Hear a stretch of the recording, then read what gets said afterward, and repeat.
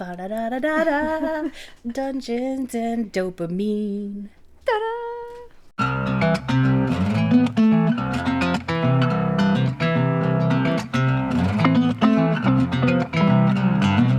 Hi, welcome to Dungeons and Dopamine. I'm Bree. I'm Jess. And this is episode 67. 8. Damn it. We just talked about it. I have the even numbers. When you said hi, I was going to just be like, hey. But you moved on too quick. How's it going? What brings you here? It's great to see you again. Yeah. 68. 68. I can cut that out. No one will even know. I'm just going to leave it in. It sounds like more work for future Jessica. I keep kicking my table in front of me. I hope you can all hear it. That won't make it in either. Awful. I was thinking, because our 20-year class reunion was this past weekend, and we didn't go, either of us. But we found out one of our very old school, she's not old. We've known her since elementary school. Technically, we're all old. True. Anyway, Lisa listens to us, and that's exciting. And that made me think of Macmillan days. And all I could think about was what the poor school recess ladies must have thought when we would play Raptors on the playground. Just a bunch of young girls screeching at each other and chasing each other around the playground with claws. And rocks. And rocks. The whole point was to protect your nest of raptor eggs. And that's how I laughed out loud in the shower yesterday. Look, I've never put it all together like that. And I just wish that there were cameras. Then we had, like, the hands up in the claws like a T-Rex. Mm-hmm. We would find our egg rocks. And I bet there are still egg rock nests at our old elementary school. Right? We would build nests and place all our eggs and then chase each other around screeching at each other to protect our eggs. And it wasn't just Jessica and I, you guys. No. We weren't the only weirdos. There were a lot of us. Mm-hmm. At least like 6 of us. Which makes it even better. And it wasn't like the little boys who you would think might be roaring and growling at each other. It was us. And we were relatively quiet, all of us. We were relatively well behaved. I was never actually quiet. That's true. That's why I was always in trouble around you. My mom's favorite and only comment that ever happened. She even told this to the ADHD doctor when she had to send in her notes about me. She always did really well in school. Her teachers really liked her. They just said she liked to talk. Yep. Up until middle school. And she yelled at my science teacher because she said, "Do you understand that this girl thinks you hate her guts?" Well, he did. Right? And then he tried to, like, butter me up after that. And, like, see? And we've never forgiven him. And I'm like, yeah, you are. You still are. My comment, I didn't get the talking one too much unless I was in class with you. Mine was always bad penmanship and a messy desk. All the time. And now looking back at it, I'm like, oh yeah, that was the ADHD. And daydreaming. Oh, sure. All the daydreaming. I don't think I got that because I think I spoke all of everything I thought out of my mouth. You were like, you know what I'm thinking about right now? What if I had a castle? Raptors. In the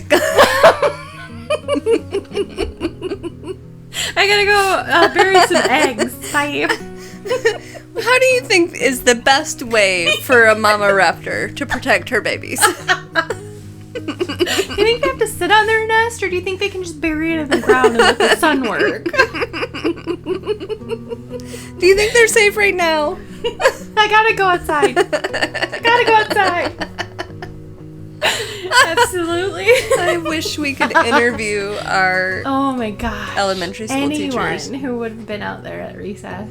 I bet it wasn't even the most memorable thing. I bet those teachers see everything. You're probably right.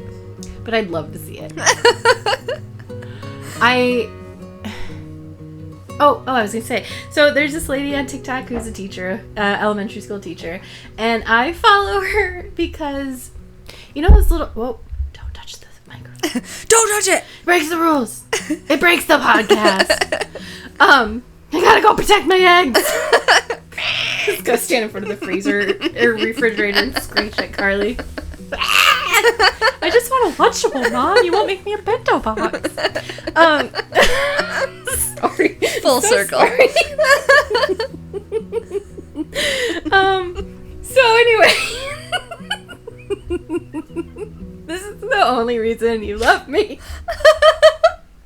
This is why I'm here. So this teacher, my face hurts, would have been our favorite because you know those little erasers that are super popular? They're like little tiny animals or whatever. So she gives an eraser, like you earn it at the beginning of the year. Then through the year you earn dollars, like not real money, but little like classroom dollars or whatever. Mm-hmm. And then she calls them pets, and she sells stuff for you to make your desk pet a home. Oh no. Then these are like other little erasers and stuff. So you'll get a little animal eraser, like a little crocodile, a little raptor.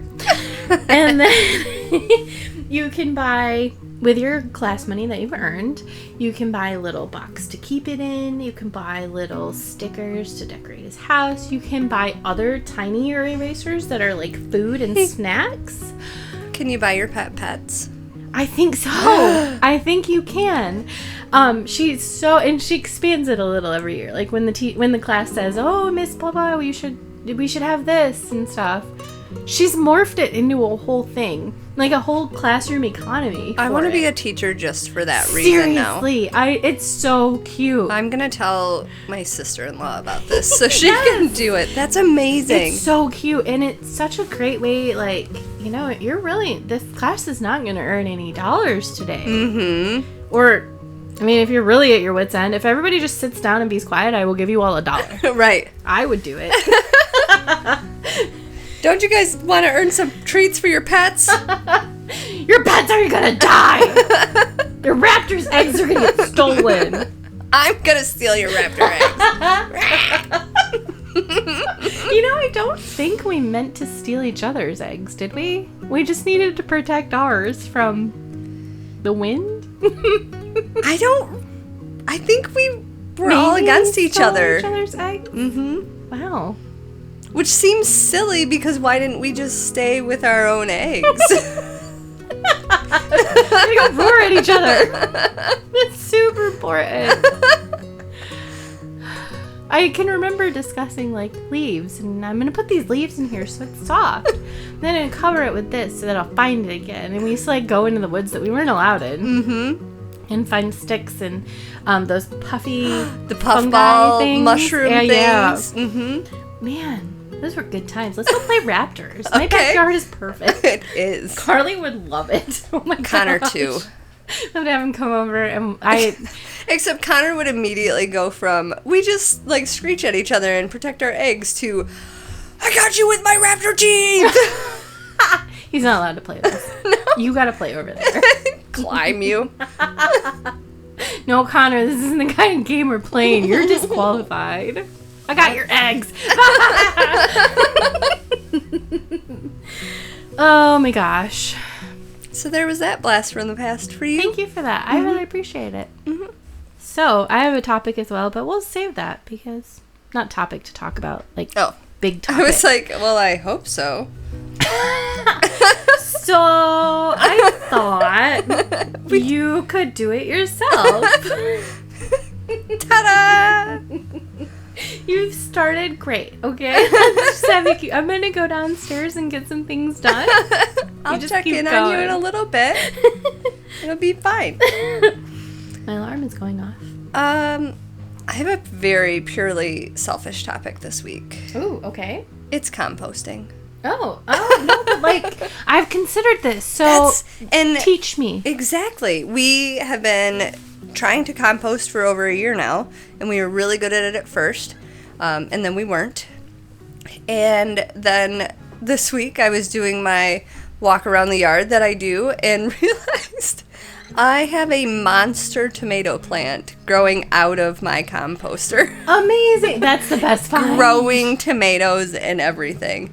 Completely unattended. Is there a bite out of each tomato on Not it? Not yet. He's finding it. He'll Well, find it. we did have a chicken. Eat a raccoon? No, we did have a chicken go missing, so the raccoon may so be nearby. He might be making a bacon chicken sandwich. No. Tomato chicken sandwich? I'm thinking like a BLT, but with chicken. Right? I Rewind did that. not Pretend I feed didn't him say any it. pigs, so... You should get pigs. We've considered it. Or Not to and eat them, cows. just to love. Oh, Well- get a cow. I want to love. Don't kill the cow. Seasonal cow. We can get a new cow every year. New baby cows It has every to year. be a mean cow then. Okay. Okay. And I'm not gonna love it. I'll just name it awful names like Scott Hall. This is my cow, Scott Hall. Slap. You're greasy and disgusting. Nobody likes you. Jack's like, you're like, I gotta go get the Crisco. Jessica's coming over. He's like, why do you keep Criscoing the cow? He's got to live up to his name.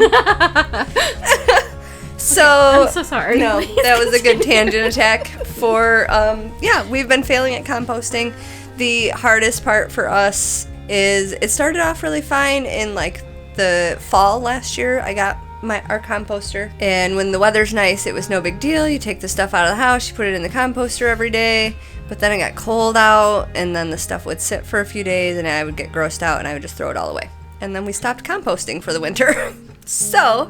But also there's like, not really, it's not a formula, but you're supposed to have a certain amount of some stuff and a certain amount of other stuff, and I got really overwhelmed.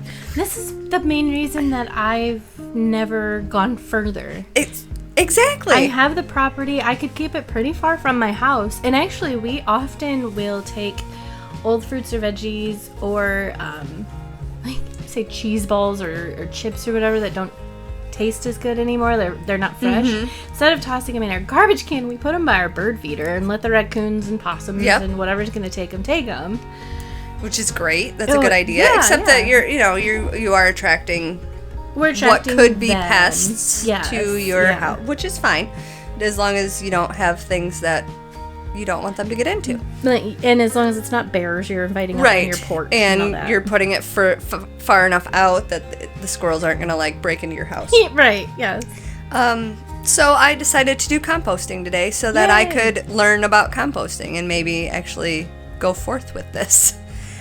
I Go forth to Pomcast? To compost? So this has been very intimidating for me, but I will tell you the information is not hard to find. It's a super simple Google search, and most of the information I'm going to talk about I took straight from the EPA website, so the Environmental Protection Agency or whatever. There are some good benefits to composting, mostly being just cutting down on the waste that we're putting into the landfill. And also you end up with material that can be helpful with gardening. It is also supposedly rather low maintenance, so this shouldn't be something that you have to spend a lot of time, energy, or really money on. There are two types of composting. One is just regular composting, which is what I'm mostly going to talk about, but there is also worm composting, also called vermicomposting. And depending on how I do timing-wise, I may talk a little bit about that as well. So, composting is basically just taking organic leftover material and turning it into useful soil components. But the EPA definition says that composting is a controlled aerobic or oxygen-required process that converts organic materials into a nutrient-rich, biologically stable soil amendment or mulch through natural decomposition. The end product is called compost. Very scientific. You know how I like the science. I'm going to start with just I'm already asleep. Right. I'm going to start with the equipment that you need for composting because you're going to want to start with some equipment, but you kind of have to look at your situation to determine what you need and what size you need. And there's different styles of this, right? Kind of. Like a waist one and then a just like lawn waist. Mm-hmm. Okay. Yeah. So I've learned a little. You're going to want to start with whatever you're going to put your compost in outside. You're going to want to start with like your family size. So being, 2 adults and a child, which is both of us, we don't have a lot of waste. We eat fruits and vegetables, we eat dinner every day or whatever, but it's not a family of like 6 or 7 people that I'm feeding every day. If you live like in the city where you have a very small yard, obviously you're not going to have as much yard waste. You're not going to have a big place in the yard to put anything like this. You're going to want to go with something smaller. If you have a great big piece of property, a lot of land, a garden, a big family, you're going to want to look at something probably a little bit bigger. You can go very, very small. There are even countertop composters now that are almost instantaneous, but they're very, very expensive, like $500 just for a little countertop one. If I had a whole bunch of disposable income and counter space, I would be all about it because it's like the anti-ADHD composting. You just put it right in your kitchen. It does the process and puts out the soil amendment stuff without you having to even go outside. I don't have counter space or money, so the one we have at home is one of the tumbler ones. So it's like a big plastic tub basically that's on a stand, and it has a thing on the side so you can tumble it, so you can roll it. That is the one I'm the most familiar with. And those are really recommended, especially for like. We have the space, we have the yard space. We don't have a huge family, so we don't have a ton of waste to put in there, but we have enough, and it's kind of a medium-sized one. And then you're just able to tumble it right there versus it being in the ground and you having to like pitchfork it to turn it over. Yeah. But if you are dealing with like a much bigger space or a lot of waste, you can use like in-ground just plastic tubs, or they make like wooden crates that you can buy. Or even just, a hole in the ground could work for compost if you have a great big situation or It also works for hobbits. Yes. But again, if you're doing something like that, then you're also going to need like a pitchfork and maybe a shovel and a way to mix the stuff up. They call it turning it over or turning it out, but basically just moving it around to get air into the middle of it. And make sure that process keeps going. So decide on whatever size you want and decide where you're going to put it in your yard. You want it to be somewhere convenient to get to, otherwise you won't use it. But you want it far enough away from your house that, if it does start to smell or if it does attract critters, they're not right next to your house.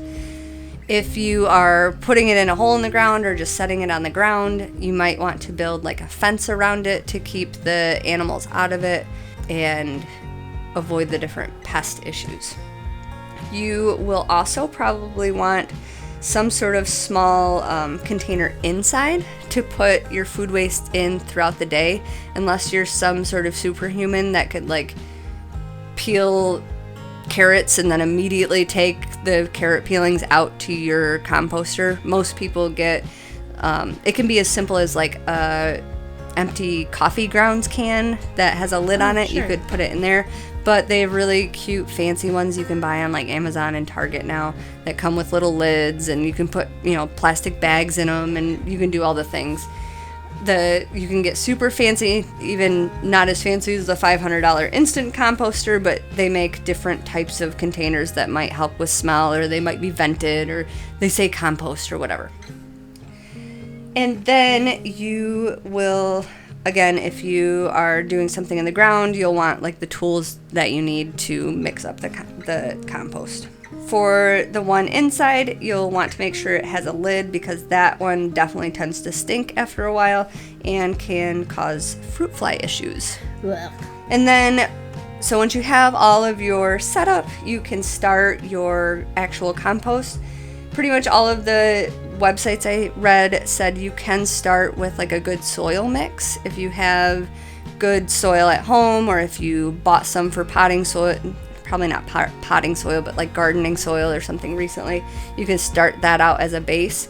And then you also want to start with a layer of what we call the brown stuff, which, leaves, twigs, basic ground cover, basically. I said dirt chips. I meant wood chips. And then you start adding your own material. So compost material gets broken down into 2 categories: browns, which are carbon rich, and greens, which are nitrogen rich. You want to be sure to balance these things with about 2 to 3 times as much browns as greens. And you want to layer them in kind of a lasagna fashion. And again, this is going to be based on your size limitations and your location. The greens are going to include most of your household kitchen food waste, so fruit and veggie scraps, coffee grounds, tea bags, eggshells. You don't want to include anything like meat, dairy, bones, fats, oils, over a whole bunch of cooked food, like a little bit of it's fine. Overly processed stuff, it's got to be organic material. Greens can also include grass clippings and plant clippings, but you'll want to avoid anything that is invasive, poisonous, treated with pesticides or herbicides, or anything that is diseased. Moldy food is obviously okay, even though I don't know why in my brain it feels like it shouldn't be. Like, oh, it's moldy, I gotta throw it away, it could infect the other stuff. But mold helps break down all of that organic material, so that is actually okay. And this, again, is great for people with ADHD, because this is a great way to use up all of those fruits and veggies that end up in the back of the fridge that you forget about. So anything, that's starting to go bad, or it's squishy, or it just, you won't eat it because it's not perfect anymore, that can all go in the compost. Have you been talking to the vegetables we got to make fajitas from the farmer's market a couple weeks ago that are still sitting on my countertop? Maybe. How dare you? The browns are things like twigs, dried leaves, shredded paper, brown paper bags, paper towels, shredded cardboard, and the wood chips again. And with this, again, you're avoiding anything that is treated chemically, anything with glossy print, tape, paint, anything like that. And you want to break everything up into small pieces the best you can, because obviously the smaller the pieces are, the better they break down. Other things you want to avoid would include pet waste, whether that's like the body waste or like litter, anything like that. You don't want that in your compost. Anything that wouldn't break down quickly, so plastic, make sure you take the produce stickers off the fruit before you throw it in there. Mentioned already, but anything painted, dryer lint, anything that's infested or diseased. You don't want to introduce any infections into it. So again, the hardest part for me is getting a good routine set for bringing the inside stuff to the outside composter. I've been told recently that my 8-year-old is actually pretty good at it, so I'm wondering if that will kind of help us out a little bit. But once you get to this point, it is as simple as, once a day bringing out your inside household waste, throwing it in the composter, and then once you have a layer of that, covering it with a layer of whatever yard waste you have laying around. So most people will just put all their leaves and whatever in a little area nearby, so they just have that there to throw on top when they need a layer of browns. When you are setting up your compost, or you're starting these layers, you're building it up like a lasagna, you want to try to keep the compost area moist but not wet. And then every once in a while you want to turn it to introduce air. So if you have the tumbler type composter, it could be as simple as giving it a twirl, or you might have to use the pitchfork to turn it over and mix it up a little bit. If it starts becoming smelly when it's outside in the big compost area, that usually indicates that there's too much water. So you can reduce how much water you're putting on there, but you want to make sure it is kind of moist, because if it's super dry, the activity of it will slow down. So the activity that is breaking down all the organic material. If you get super into it, you can buy a thermometer and measure the temperature of like the middle of the compost. And what you're shooting for is a temperature between 130 and 160 degrees. So it gets quite warm in the middle of these compost piles, and that's where all the magic is happening. That's where all of the breakdown is happening. Yes. And if you are checking the temperature and the temperature doesn't seem to be rising, or there doesn't seem to be activity going on, that is usually an indication that it needs more green stuff. Once it is no longer heating up and it looks like everything's pretty much broken down, there's no food scraps that you can see, you have to let the compost cure or rest for about 4 weeks. So this is why it's really good to have, like you were saying, with the two-step composters. So you either, like if you buy a tumbler one, you get one with 2 sides so that you can have one side that you're working on, that you're adding things to. Then when it's full and it needs to cure, you can move to the other side and start working on that one while the first side cures.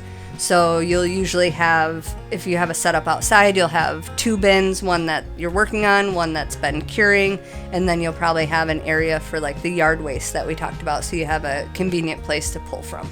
And is it okay for that yard waste to be not moldy, but like a pile of leaves? You know how they get kind of damp? Is that okay? Yeah, absolutely. Okay. Because that's... Oh, but you did say mold was okay. Mm-hmm. Yeah. Okay. And you want it you want some of that moisture because it helps start the breakdown process. So the whole process in total can take 3 to 5 months, depending on the size and the activity of your compost. And once it looks like a soil product and smells really earthy, it is finally ready to be used. You might still need to screen out some materials that didn't break down all the way, like big twigs or eggshells, depending on what you're using it for. And keep in mind that compost it's not a fertilizer, it's not a replacement for soil. It is a soil amendment, or something that you add to the soil. It can provide nutrients, it can help with moisture control, it can also help with, if you use it around your yard, it can actually help with like soil erosion and water conservation, and even improve plant growth.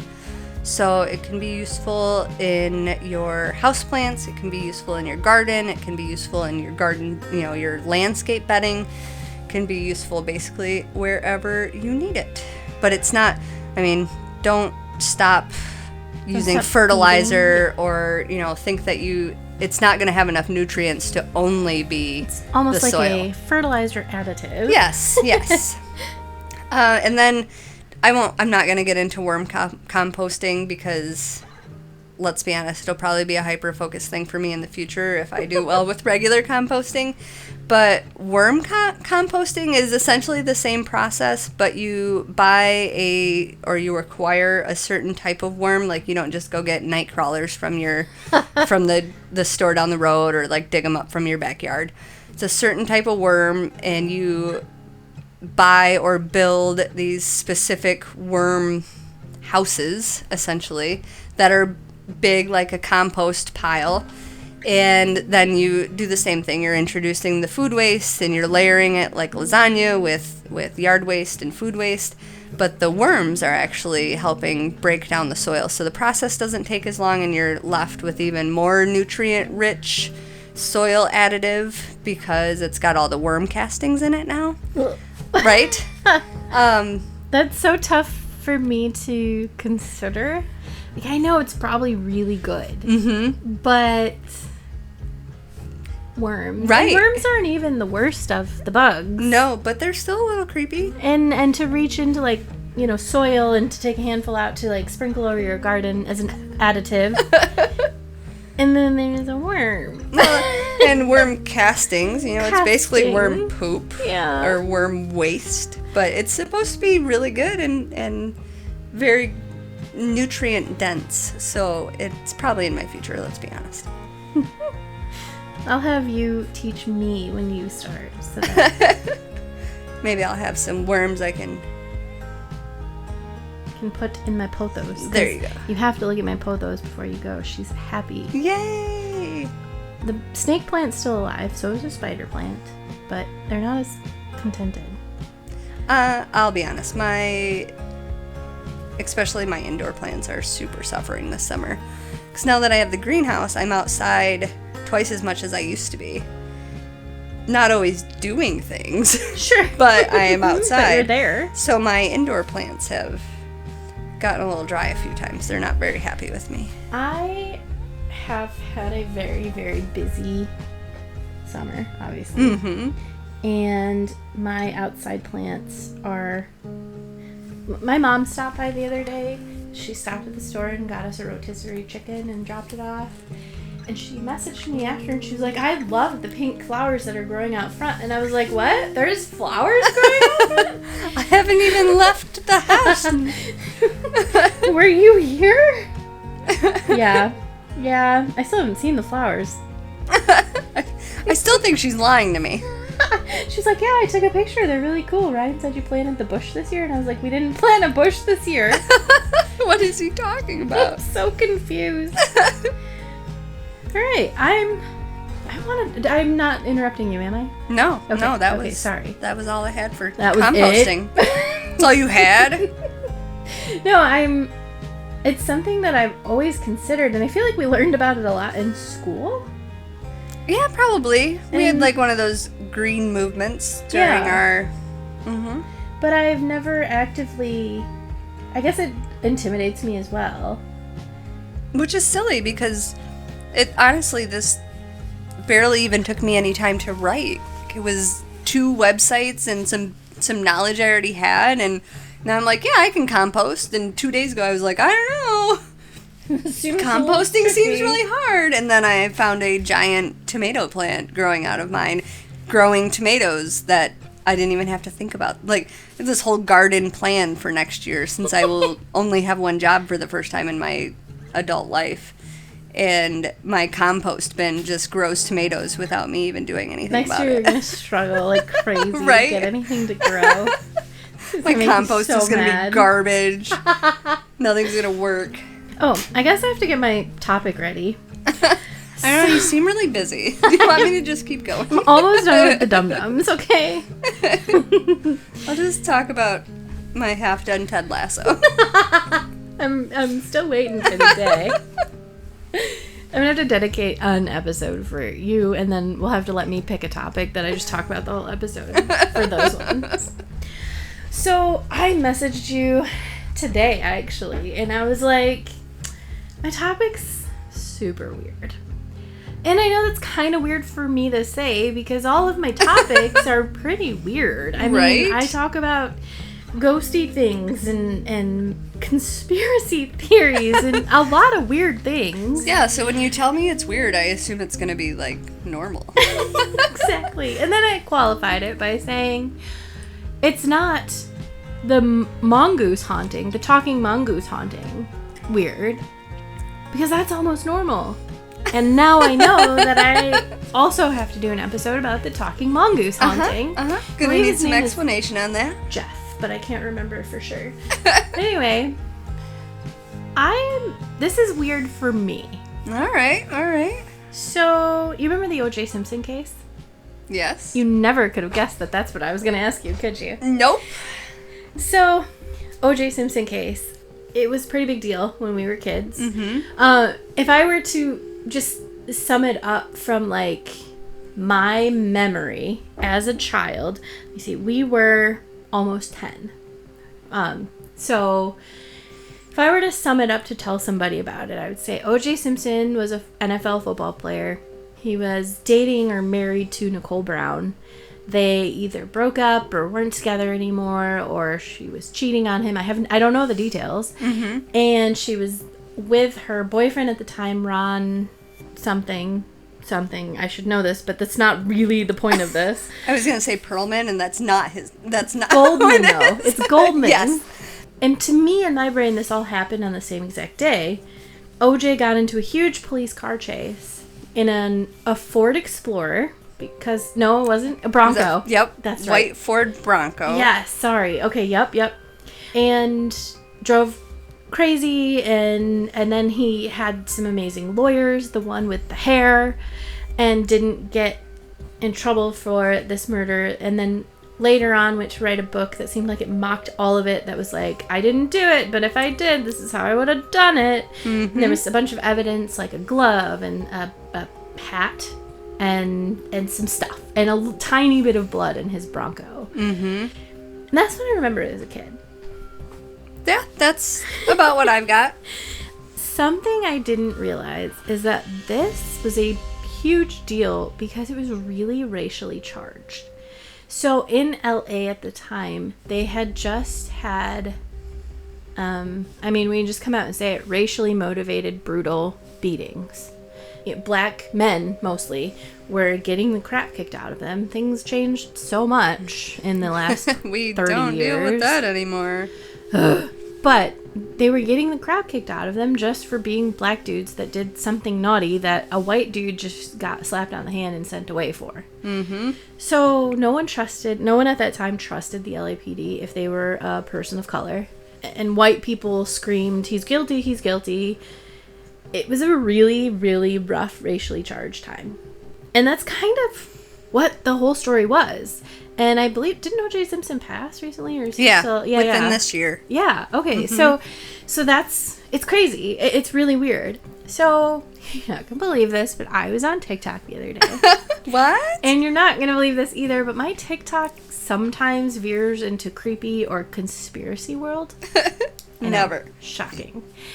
And it was one of those Reddit questions that they, like, the computer voice reads out and then people respond and the computer voice reads all of what was on Reddit. So you might have seen this as well. I might have. But what is a conspiracy theory that you actually think could be true is what the question was. And of course, I heard the Titanic. Which, like, I'm sorry. If there's a conspiracy out there that I think is true, it's that one. Right. Same, ever since you talked about it. Yes, thank you. You know, I did hear some of the silly Disney ones that I talked about, and I heard some other ones, and then I heard some that I was like, you crazy. I heard this one. Not touching that one. I heard this one, and I'm gonna say I don't know my personal opinion. I really don't. I don't want to sound calloused about it, but I don't know if I really care to have an actual yes, I think so, or no, I don't think so. But I think this conspiracy theory is very interesting. So, here's my O.J. Simpson's son conspiracy theory. Ooh. It's not mine. I can't take credit for this. This is the one I came found up with online. this last night. I did all down. Of this research because I know all about O.J. Simpson. So, O.J. Simpson did have several children, but I want to talk about, I believe, his eldest son, Jason Simpson. Jason had a kind of a tough life because he was in the spotlight because his dad was a very wealthy, famous football player. From what I've heard through the grapevine, OJ did have some money issues, which I think happens a lot when big sports people start getting big sports people money. And that can be really impactful for a kid because kids like that stability. So I just want to tell you a little bit about Jason. When he was really a really young teen, so think like 13s or younger from what I understand, he was watching his youngest sister in a swimming pool with no one else around, and she drowned. Oh my goodness. Awful. OJ and his then wife split up, and the next person OJ married was Nicole. Okay. So I guess they did get married. I have that directly in my notes, but whatever. So just a really impactful moment in his life. I can't imagine what that would be like and what your family would say and do, and now your parents are split and that feels like it could potentially have fallen on his shoulders. Right. I clearly can't speak for him, but you didn't call him up and interview him for this? I was like, Jason, please call me back. Ignore this episode. It's kind of rough. I don't believe it, but and then he was like, I'm your brother. What are you talking about? It's the only Jason I know. Right? Stop calling me. Thanks for calling, I guess. Yeah, exactly. So Jason also did attend a private school in Santa Monica. Today, the tuition runs about $31,000 a year. All right. He was interested in music and the arts in high school. Then went to an Army Navy academy where he started playing football like his dad. As he got further through school, he started to really get interested in culinary stuff. So chef and cooking, and really kind of excelled at that. He did also, of course, excel at football. Of course. Some of his stats are in here. He did great things. I don't know what they mean. So exactly. There's a picture in his 1988 yearbook of 1988 yearbook of OJ, his dad, autographing a football for the school and that kind of stuff. I feel like this just feels pertinent because there's no pictures of my mom in any of my school records. Right. Some of the people I would have considered really good friends wouldn't even know how to pick my mom out of a lineup, aside from maybe good features. But, like... I never thought about it that way. Yeah, I mean, who's she to them besides my mom, who sometimes wouldn't let me go out or, picked me up sometimes from school or whatever. But probably didn't even, come inside. Yeah, exactly. Just called and said, send her out. So, he did go to Southern California to play football, but only stayed for a year. He did end up going to a community college. He wanted to improve his academic standing. And that's kind of what the papers reported. I don't know if there's something else there. It seems a little strange. If you were accepted into the big university, why are you now going to a community college? Right. Sort of strange. So this is now at the point where he really takes his culinary arts training and interest and starts running with it. He did start low. He started as a busboy and started working his way up. He ended up being a chef. He lived in Los Angeles the whole time, lived on and off with his girlfriends, and then, back and forth with his mom. He did end up diagnosed with epilepsy. Oh. And started taking Depakote. Thank you, yes. Mm-hmm. I tried to make that like an Indian word somehow. Because it kind of looks like coyote. Yeah. Depakote to treat that. And also at the same time started to drink copiously. College will do that. Right. And community college will do that. I've also heard a lot of kitchens have drug problems and stuff absolutely. Like that. And so now you're in that world and you pretty much have that at your fingertips. Mm-hmm. Crazy hours. Yeah. Yeah.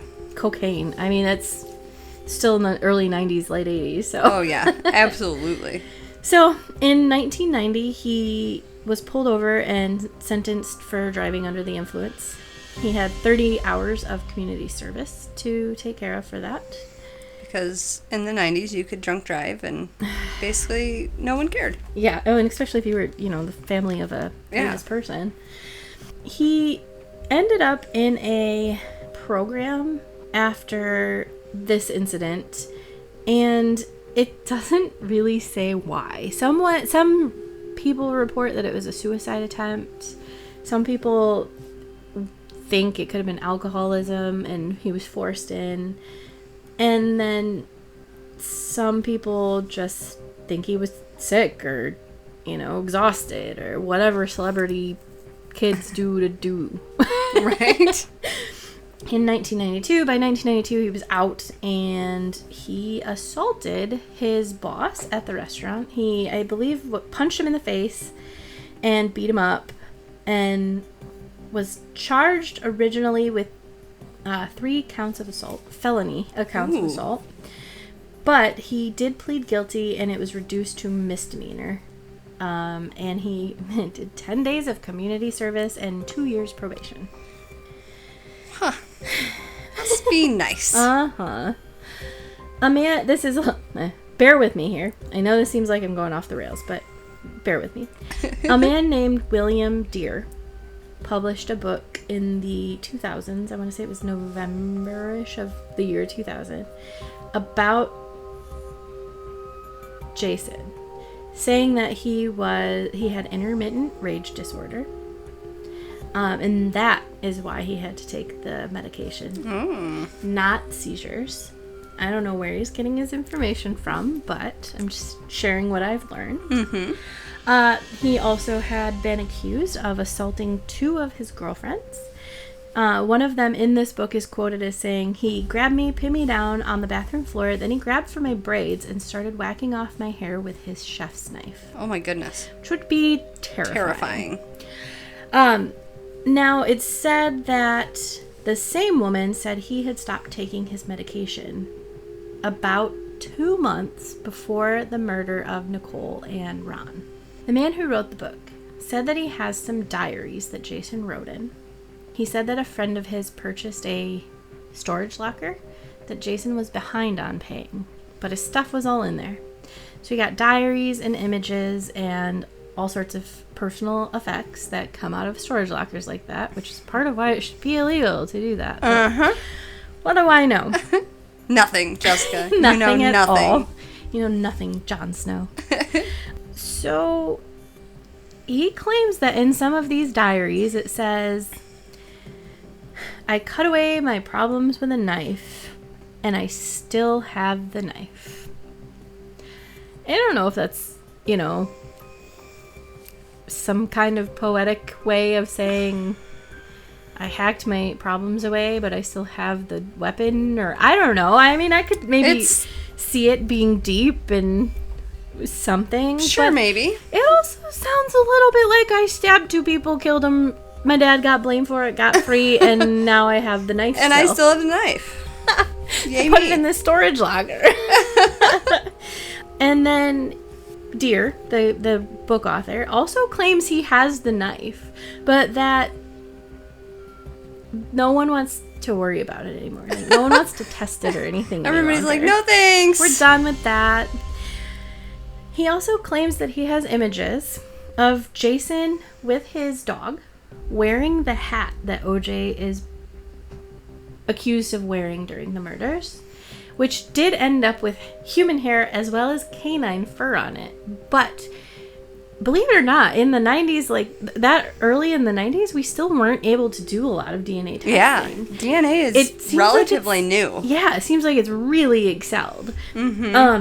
This is all very damning, but you have to wonder why no one's paying attention. Yeah. Questioning, talking about it. So, Jason was a sous chef. He was actually supposed to cook for Nicole that night, for Nicole and her children. But she decided instead to go to a restaurant and then go out for ice cream. And with Jason having some anger issues, it's said that he was really upset about this. Okay. So, being a sous chef... She's not his mom. He's from a previous... stepmother. Yeah, yeah. So, and I don't know the relationship. I guess I could have looked into that a little bit, if they were contentious with each other. But I would imagine if he was making her... He was... Yeah. Yeah. So, and then to get so mad about that, you'd have to feel some sort of emotional connection with a person. Right. So, the night of the murders, Jason had a electric time clock or whatever that would punch his card to get him out of work. Yeah. His was handwritten that night. He didn't punch out with the time clock, so no one knows what time he truly left. Actually left. Yep. When people questioned where he was, he said he was with his girlfriend. His girlfriend corroborated the story. Later on, she rescinded this and said she was lying. And he then claimed at that point that he was home alone from work and had no alibi for the murders. When this happened and this all kind of came out, he got really, really nervous and asked to take a break from the questioning. After the break, no one went back to that line of questioning. Oh. No big deal. He obviously knew what he was doing. If this is true. Right. But it just does seem wildly crazy. Uh-huh. There was a theory that he did have a crush on Nicole, which could have been one of the reasons that he was so upset that he couldn't cook for her that night. And to find out that she'd gone to a restaurant with another man would have been potentially troubling. Something I thought was interesting, I did find a Reddit thread with some of these theories kind of posted in here. And I'm not saying that any of this is 1000% true, because this is all very speculative. It is a conspiracy theory. I did not dive into making sure it was accurate. These I do for silly fun. So, right. But whoever killed them would have been bloody. I mean, it was not a clean crime scene. Right. And apparently Ron fought back. He was a sturdy, in his 30s, 40s dude. So it's not like he was small and wimpy. There would have been some bruising, some fights, some blood. Mm-hmm. And the fact that OJ had a couple of drops of blood in his Jeep, or his Bronco, that's weird. Where'd the rest of it go? Yeah. And the idea is maybe that Jason called and told OJ what happened. And in that moment, OJ went and started leading the police on a chase so that his son could escape. Who else would you do that for? Your kid. Well, I would not protect my kid if she murdered somebody, but I'd think about it. Yeah. I'd be like, did they do something Did bad? they deserve it? Exactly. I mean, not saying it's the right thing to do, but if you're going to do something like that, it's going to be your kid or your spouse. Right. You're not doing it for, the neighbor. Right. A stranger. You wouldn't. And why didn't he stop? Why did he lead them on this chase? He knew he was going to get caught in the end. He was trying to get them as far away from Jason as he could. He was trying to keep... The entire country kept their eyes on this situation. It interrupted national games. Yeah. It was on. I remember it. And being annoyed probably that it, interrupted I don't TGIF care or about something. this guy. Yeah, exactly. So, the main theory is that Jason got mad, left work, didn't clock out, just wrote it on his time card, went and busted in to ask Nicole where she was. When he realized that she was there with Ron, he went back to his Jeep, got one of his knives because he was a chef and had his own knives, and raged out and killed them. He didn't hurt the children. Nicole's children were there. They would have been his step-siblings. I didn't know the kids were there. My understanding is that they didn't see any of this. They would have been in bed or, whatever, but stinking awful. That's a whole nother level of something else. Right.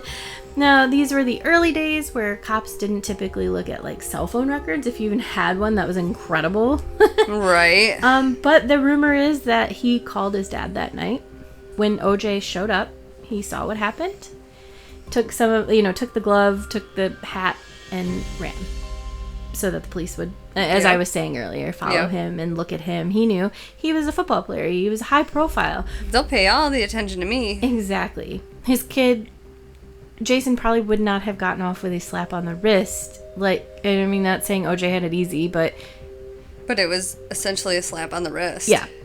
His son was a young black man in a racially charged space with racially charged moments just happening, and without the I'm an NFL superstar. Exactly. They're not gonna pull out a gun and shoot OJ for driving away.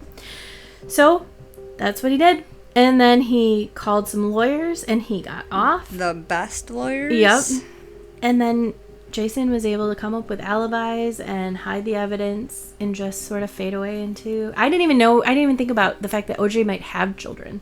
Never crossed my mind. Right, we were too young. Same. We didn't care. So, it's a really interesting theory. It is. It makes a lot of sense. I mean, once again, this man is now a man in his late 50s. He's just out there living his life. He's not doing more murders. Right. Hopefully he's calmed himself down and he's dealing with life and he's doing good things. But I don't know. It's a real interesting thought. It is. And I'm sure I read that same Reddit thread because I had heard that. Interesting. Yeah. Well, and so... When you started with the O.J. Simpson thing, the most recent stuff I've read is how badly the case was handled on behalf of the LAPD. Yes. a Yep. lot of the evidence that could have convicted somebody had to be thrown out or was stomped all over and like Yeah. not collected, Yep. and just all of these things that basically led it to be a crappy case anyway. And theories about like, did they do that because it was O.J. Simpson and they were fans, or Right. or like racial stuff? Were they hiding a white guy killed him? And so they wanted to make sure that guy got covered. But OJ's linked to this. They'll just have him take the heat. Right. And then, yeah. So it's really wild. there's and we didn't know it back then. No. Like, no, we were it too was, little. Even with the media coverage, like they weren't covering stuff like this. It was just the chase and the glove didn't fit and It's very, very crazy. It's and I learned a lot about the case that I had no idea about. Like as a kid, like I said, we were too young. Even if my parents had tried to help me understand.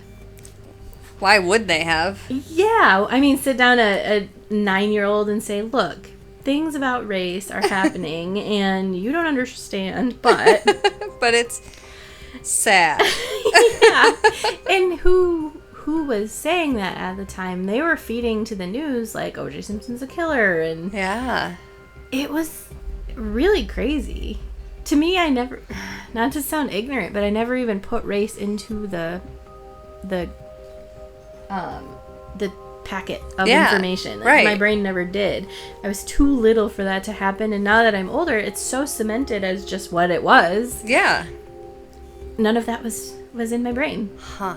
It's crazy. It is. And I'm not saying yes or no. I just thought it was a really interesting theory. You know how much I just love football. Well, and now, yeah, obviously. And now OJ's dead, Yeah, so so- we'll never know. right. Unless Jason releases a book. Yeah. I didn't do it, but if I did. But if I did, I'd call my dad. And what would... Well, and so OJ could not have been tried again because Right. he was acquitted. But his son could, because Exactly. The thought crossed my mind, did he release the book when this author put out a book about his son doing it, and he went, ooh, I don't like this. I'm gonna draw attention to then myself again. yeah. I bet I would At least wonder in a if few years or... yeah, because I don't remember. I never heard about this other guy's book. Yeah. No, not at all. So it must not have got... And I mean, putting a book out like that, if you've been accused of something, and people were... Either you knew OJ did it, or you... I hate to say it like this, but or you were playing the race card. I'm putting quotations in that. You can't see it, but...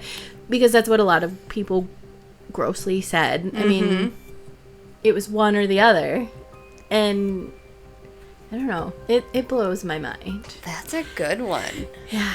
I thought this was kind of a crazy one, and I was pretty excited about it. I love it. So that's it, though. I mean, it's This was Dungeons and Dopamine Podcast. true that you can listen to us anywhere you stream podcasts, or on YouTube. You can also listen to us. You can listen to us both places, or repeatedly. All the time. And tell your friend. All day long. Always. Just leave it on in the background. Always. And then laugh and listen, or ignore us. I don't care, as long Either as way. we're being listened to. You can also support us on Patreon at www.patreon.com/dungeonsdopamine. You can find us on Facebook, TikTok, Twitter, Insta, and Reddit. You can also reach out to us at any of those social medias, which we would very much appreciate and love you forever. Or you can email us at dungeonsdopamine@yahoo.com. Dungeons and Dopamine is edited and published by Argyle Pigeon Productions. All right. That's it. Okay, thanks. Thanks. We love you. We love you. Bye. Bye.